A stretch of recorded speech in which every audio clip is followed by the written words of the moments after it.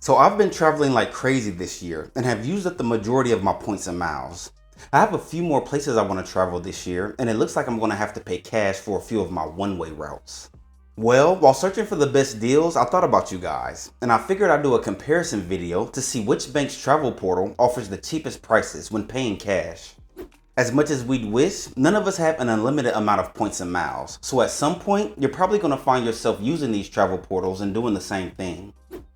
The banks that I'm going to compare today are American Express, Chase, Citi, Capital One, and US Bank. I'm also going to throw in the third-party site Expedia because they may offer better prices than all of them. As far as the routes, we're going to be looking at Los Angeles to Dallas, New York to London, Chicago to Hong Kong, and lastly, we're going to be looking at a flight that I actually plan on booking for an upcoming trip, which is a flight from Banjul, Gambia to Conakry, Guinea. With all that said, altogether we have a domestic route, a couple international routes, and also a completely uncommon route within the African continent. But let's go ahead and get started. So starting off with Los Angeles to Dallas, American Express has a 3-hour flight with Delta for $244.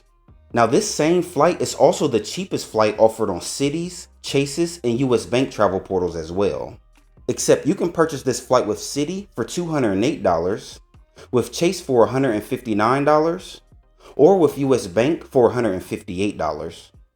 Now Capital One's cheapest flight from Los Angeles to Dallas is through Spirit Airlines. This route is also 3 hours, but only costs $72. And Expedia has the same exact flight for the same exact price. So if you're looking for the cheapest Delta flight, US Bank and Chase are going to offer the best prices. But if you just want the cheapest all-around option, Capital One and Expedia are going to have you covered. American Express is the most expensive price at $244. Alright, next, let's take a look at the JFK to London Heathrow routes. So the cheapest option American Express has is a 19-hour flight with TAP Portugal Airlines. That's going to run you $511. Just so you know, they do have flights with shorter distances, but they cost more. We're just looking at the cheapest options in this video. Citi has a 7-hour Delta flight for $500. Capital One has an 11-hour flight through Condor Airlines for $455.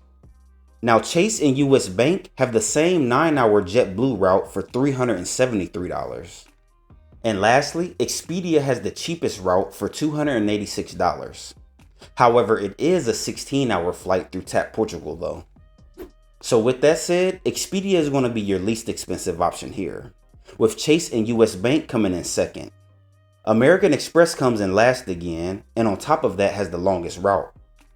Moving on, let's go east and take a look at the Chicago to Hong Kong route. So this one is probably going to be the quickest because all 5 of these banks plus Expedia have a 21-hour flight ranging from $698 to $703. Only a $5 difference between all of them. The only difference is that American Express, Capital One, and Expedia flights are through Delta, operated by Korean Air, and the Chase, Citi, and US Bank flights are through United. So since there's just a $5 difference between all of them, this one's going to be a draw. It just comes down to which airline alliance you prefer, SkyTeam or Star Alliance. Alright, the last route we're going to look at in this video is the Banjul, Gambia to Conakry, Guinea route. This is the one I'll be booking for my upcoming trip. By the way, it's a one-way route because this will be a 3-country trip through Africa. So first, US Bank and Chase both have this flight through Air Morocco for $495. And yes, that is a 22-hour layover you see. Capital One and Expedia both have a flight through Air Senegal for $304. And that flight has a 20-hour layover.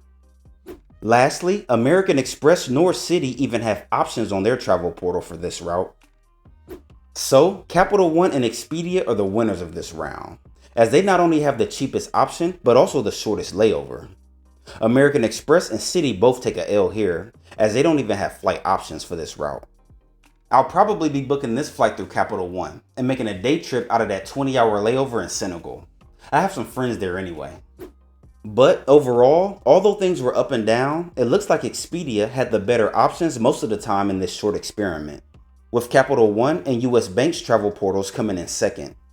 American Express's portal comes in last, as they usually had the most expensive flights and on one occasion didn't even have a flight available. Now again, most of these are just random routes with a travel date that's only a week away. I'm sure if you look up different routes on different dates at different times of the year, you might find totally different results. I just thought this would be a fun and interesting video that may help you in the future. Me personally, over the years, when it comes to flights within the US, I've been able to find the shortest routes with the best prices with US Bank and Chase. But when it comes to flying from an overseas country to another, Capital One has by far had the best options. Well, that's all I have for you today. Outside of booking flights directly with the airline, who do you typically book flights through when paying cash? I'll see you in the next video. Have a good one.